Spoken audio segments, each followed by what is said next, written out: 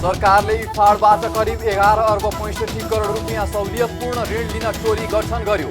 एसियाली विकास बैङ्कद्वारा करिब 24 अर्ब सहायता प्रदान। कोरोना संक्रमणको सन्तासले आन्तरिक तथा बाह्य पर्यटक आगमन ठप्प हुँदा नेपालका साहसी खेल चपेटामा। ऋणको भार थपिँदै जाँदा पेसा नै सङ्कटमा। र विद्युत प्राधिकरणमा कार्यकारी निर्देशक नियुक्त गर्ने विषय मन्त्री परिषदमा प्रवेश नै नभएको सरकारको स्पष्टोक्ति। कुलमानलाई सामाजिक सञ्जालले दिएको नियुक्ति सरकारलाई थाहा नभएको भनाइ। हामी छौं पल पल तपाईसँग, हिमाल पहाड तराईसँग, साथ छ हाम्रो बढ्ने कदमलाई। सलाम छ ती पोरखी हातहरूलाई, जिन्दगी सजाइदिन्छौ हामी, हर सासको साथी बन्छौ हामी। सुरक्षा अनि समृद्धि प्राण छ हाम्रो, हर आफू पनि बचाऊ, अरूलाई पनि बचाऊ। आजै नेपाल लाइफमा जीवन बिमा गरौँ। हामी हौं नेपाल लाइफ। नेपाल लाइफ, किनकि जीवन अमूल्य छ।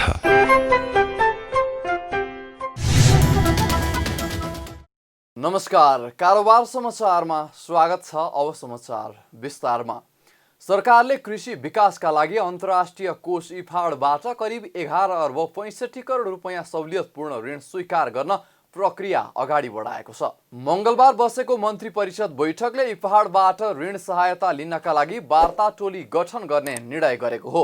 बिहिबार आयोजित पत्रकार सम्मेलन मार्फत सरकारका प्रवक्ता एवं अर्थ सञ्चार तथा सूचना प्रविधि मन्त्री डाक्टर युवराज खतिवड़ाले उक्त रकम बराबरको सहुलियतपूर्ण ऋण स्वीकार गर्न अर्थ मन्त्रालयका सहसचिवको संयोजकत्वमा वार्ता टोली गठन गर्ने निर्णय भएको जानकारी दिनुभयो।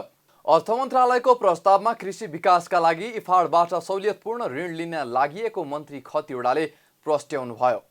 अर्थ मन्त्रालयको प्रस्तावमा कृषि विकासको लागि अन्तर्राष्ट्रिय कोष इफाड भन्छौँ हामी, त्यसबाट करिब 11 अर्ब 65 करोडको सहुलियतपूर्ण ऋण सहायता स्वीकार गर्न अर्थ मन्त्रालयलाई आवश्यक वार्ता टोली गठन गरेर सम्झौता अघि बढाउन स्वीकृति भएको छ।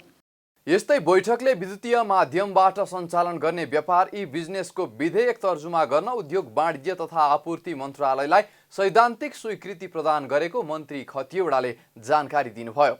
उद्योग वाणिज्य तथा आपूर्ति मन्त्रालयको प्रस्तावमा विद्युतीय माध्यमबाट सञ्चालन गरिने व्यापार, जसलाई हामी ई बिजनेस भन्छौँ, त्यो सम्बन्धी विधेयक तर्जुमा गर्न सैद्धान्तिक स्वीकृति प्रदान गर्ने।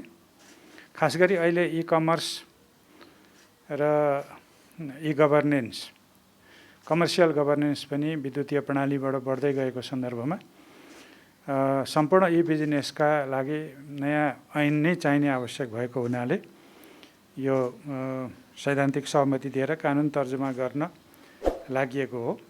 मन्त्री खतिवड़ाले कृषि तथा पशुपन्छी विकास मन्त्रालयको प्रस्तावमा प्रदेश र स्थानीय तहमा सशर्त वित्तीय हस्तान्तरण मार्फत पठाइएका कार्यक्रमहरूको प्राविधिक कार्य सञ्चालन प्रक्रिया तथा रिपोर्टिङ तथ्याङ्कका शर्तहरू पारित गर्ने निर्णय गरेको पनि जानकारी दिनुभयो।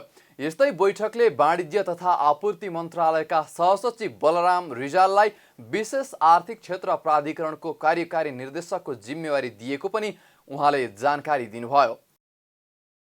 नेपाललाई एसियाली विकास बैङ्कले करिब 23 अर्ब 88 करोड ऋण सहायता दिने भएको छ।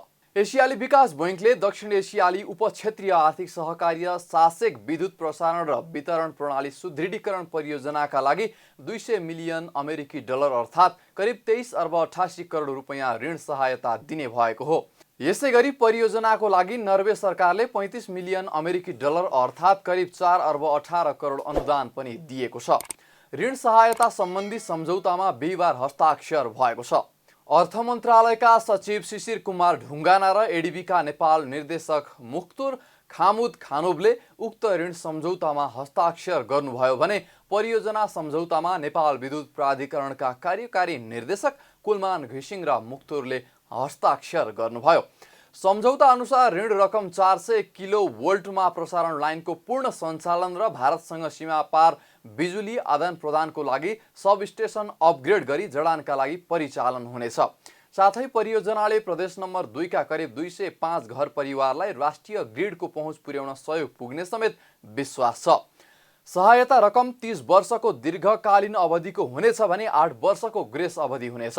ग्रेस अवधि समयमा 1% मात्र ब्याज दर लाग्नेछ भने त्यसपछि प्रति वर्ष 1.5% का दरले ब्याज लाग्नेछ। आन्तरिक तथा बाह्य पर्यटक आगमन ठप्प भएका कारण नेपालका साहसिक खेल सङ्कटमा परेको छ। जलस्रोत र भौगोलिक विविधतामा धनी नेपालमा साहसिक खेलको प्रचुर सम्भावना रहेको छ। खास गरी ultra marathon, paragliding, rafting, bungee jump, canoeing, downhill, cycling, golf, rock climbing जस्ता साहसिक खेलले नेपालको पर्यटन तथा खेल क्षेत्रलाई विश्वभर चिनाएको छ। साहसिक खेलका लागि नेपाल भौगोलिक बनोट र जलस्रोतले धनी समेत छ। तर आन्तरिक तथा बाह्य पर्यटक लोभ्याउने यी खेललाई आयस्रोत बनाएका व्यवसायी यति बेला कोरोनाको चपेटामा परेका छन्। ती मध्येको हावामा चरा जस्तै भएर उड्दै अनुभव लिन सक्ने प्याराग्लाइडिङ पछिल्लो समय पोखरामा निकै चर्चित छ। तर यो व्यवसाय कोरोनाका कारण ठप्प छ। पोखरामा 14 वर्षदेखि प्याराग्लाइडिङ व्यवसाय गर्दै आएका प्याराग्लाइडिङ व्यवसायी चिन बहादुर बानियाले कोरोनाले पेसा नै सङ्कटमा परेको बताउनुभयो। जब लकडाउन भयो सर होइन सर, जब लकडाउन सुरु भयो सर, उसमा चैत कति 9 गतेबाट होइन सर, त्यसपछि हाम्रो के अरे प्याराग्लाइडिङ व्यवसाय त र यो टुरिज्म त हाम्रो त च्याप्पै एकदमै सर अब पुरै एकदमै नराम्रो भयो सर। के अरे के भन्छ त्यसलाई बन्दा प्रभावित भयो सर। त्यहाँपछि त हामी त अब त्यो पर्यटन व्यवसायी, प्याराग्लाइडिङ व्यवसायी त सर हाम्रो यो पोखरा सराङकोट सबैमा सर हामी त एकदमै शिथिल भयो छ सर।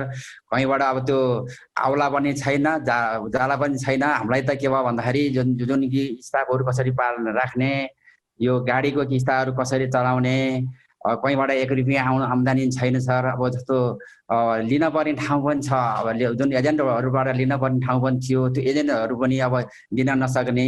हामीले पनि भनौँ न उसलाई के अरे यो हाम्रो किस्ताहरू, तलबहरू, अनि कोठाका अफिसको भाडाहरू यताउति केही पनि गर्न नसक्ने हामी अवस्थामा पुगेका छौँ सर। एकदमै शिथिल भएको छौँ सर हामी। बानियाले व्यवसाय सञ्चालनका लागि बैङ्कबाट सवारी साधन खरिदका लागि लिएको ऋणको किस्ता बुझाउन समस्या भएको समेत बताउनुभयो।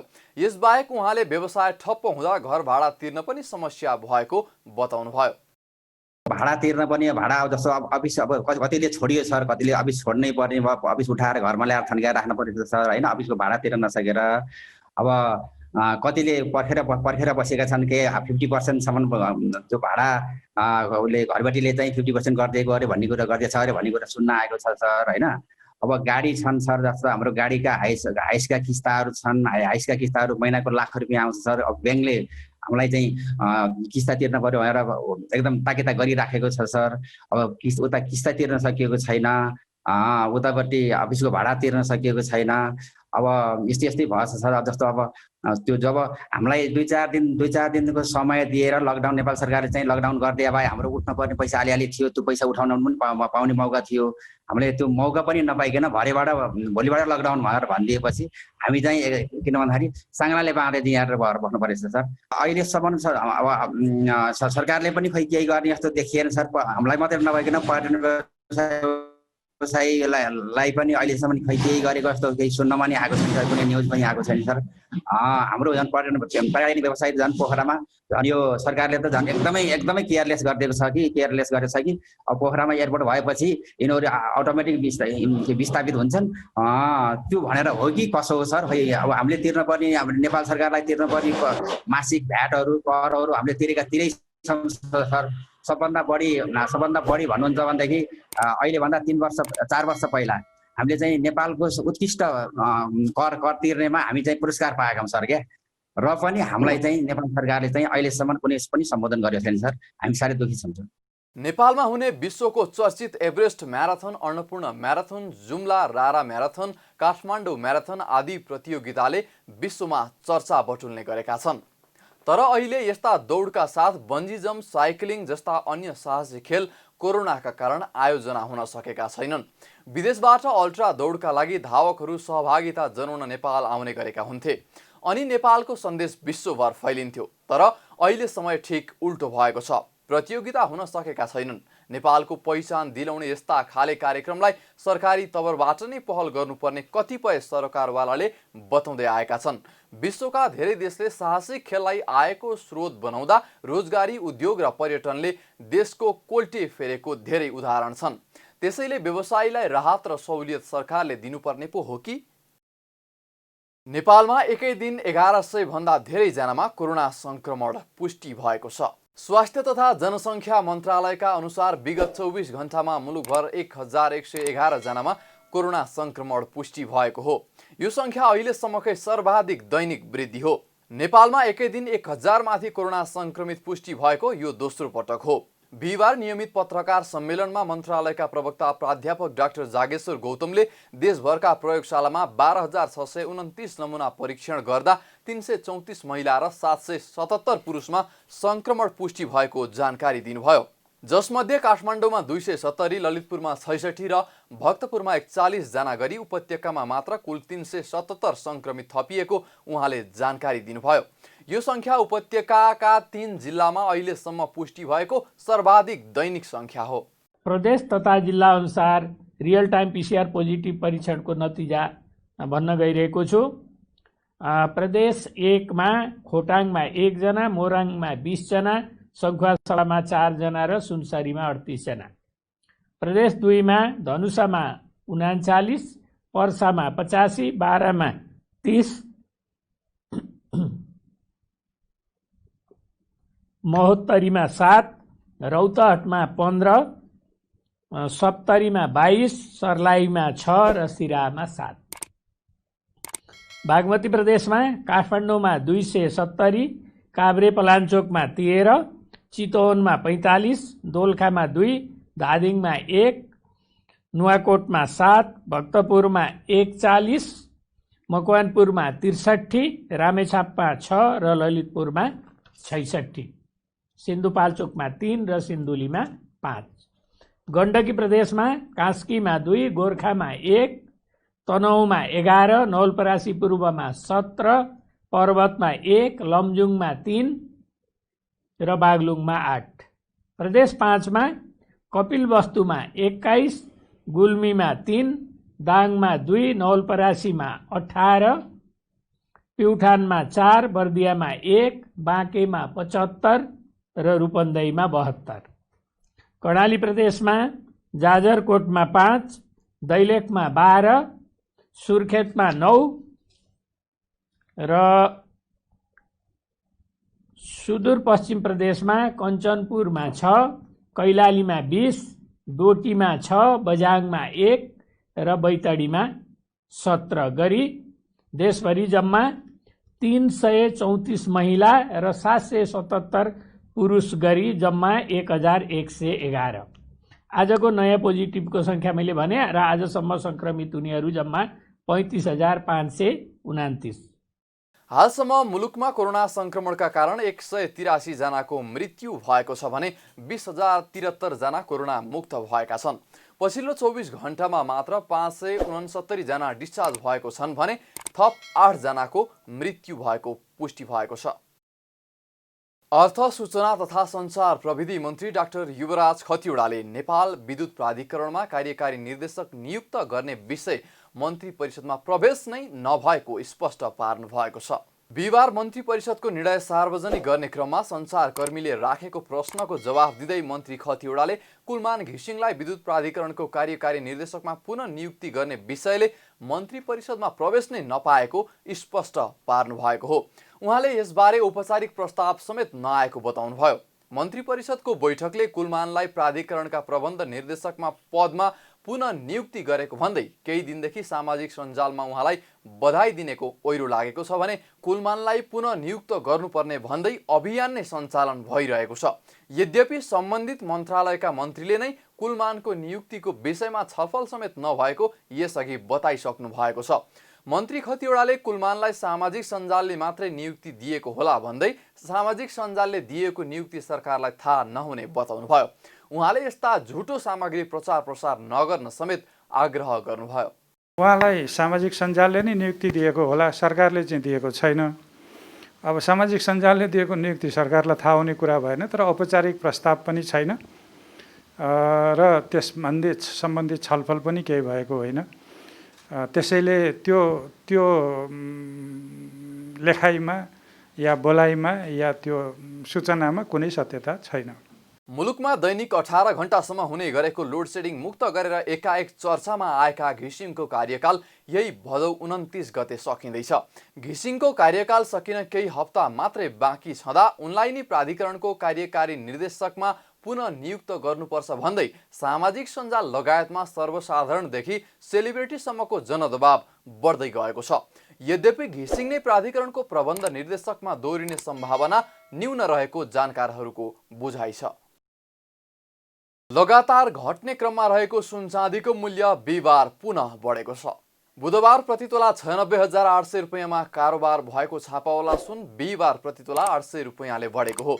बिहिबार छापावाला सुन प्रतितोला 97,600 रुपियाँ कायम भएको नेपाल सुन चाँदी व्यवसाय महासङ्घले जनाएको छ। यस्तै बिहिबार तेजाबी सुन प्रतितोला 97,100 रुपियाँ कायम भएको छ। एक साता लगातार घटेको सुनको मूल्य बिहिबार पुनः बढेको हो। यता चाँदीको मूल्य पनि प्रतितोला 35 रुपियाँले बढेर प्रतितोला 1,345 रुपियाँ कायम भएको छ।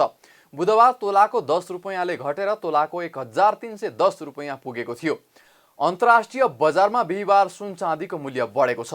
बिहिबार सुन प्रति औंस 1,942.84 डलर र चाँदी प्रति औंस 27.20 डलरमा कारोबार भएको छ। निरन्तर उकालो लागिरहेको शेयर बजार साताको अन्तिम दिन भने सामान्य अङ्कले घटेको छ। शेयर बजार मापन गर्ने नेप्से परिसूचक बिहिबार 4 अङ्कले घटेको हो। साताको पहिलो दिनदेखि निरन्तर बढेको नेप्से परिसूचक घटेर 1,458.04 अङ्कमा आएको हो। कारोबार सुरु भएदेखि परिसूचक थोरै बढ्दा पनि नाफा बुक गर्नेहरू आक्रामक देखिएका थिए। नेप्से परिसूचक सामान्य अङ्कले घटे पनि कारोबार रकम करिब 2 अर्ब नजिक भएको छ। बिहिबार 188 कम्पनीका 49,67,000 किता शेयर 1,98,17,00,000 रुपियाँ बराबरमा किनबेच भएको छ। बुधबारदेखि दोस्रो बजारमा कारोबार भएको एनआरएनए इन्फ्रास्ट्रक्चरको शेयर मूल्य 9.82% बढेर प्रति किता 369 रुपियाँ पुगेको छ। नेपाल पुनर्बिमा कम्पनीको सबैभन्दा बढी 23,12,94,000 रुपियाँको कारोबार भएको छ। कारोबार समाचारमा अब सुन चाँदी र तरकारीको थोक मूल्य तथा विदेशी विनिमय दर सम्बन्धी जानकारी।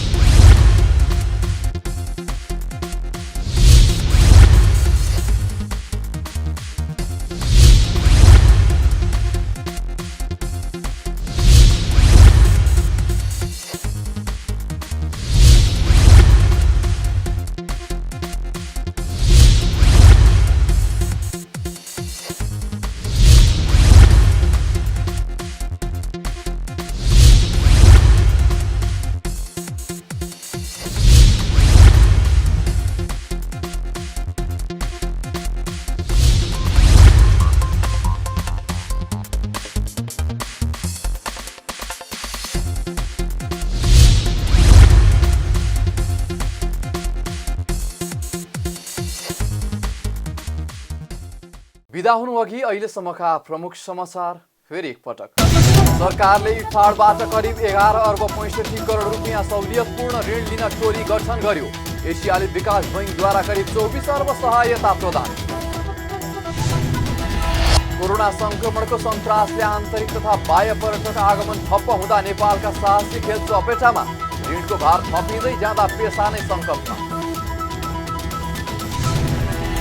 र विद्युत प्राधिकरणमा कार्यकारी निर्देशक नियुक्त गर्ने विषय मन्त्री परिषदमा प्रवेश नै नभएको सरकारको स्पष्टोक्ति। कुलमानलाई सामाजिक सञ्जालले दिएको नियुक्ति सरकारलाई थाहा नभएको भनाइ। कारोबार समाचार सकियो। हामीलाई बिदा दिनुहोस्। नमस्कार।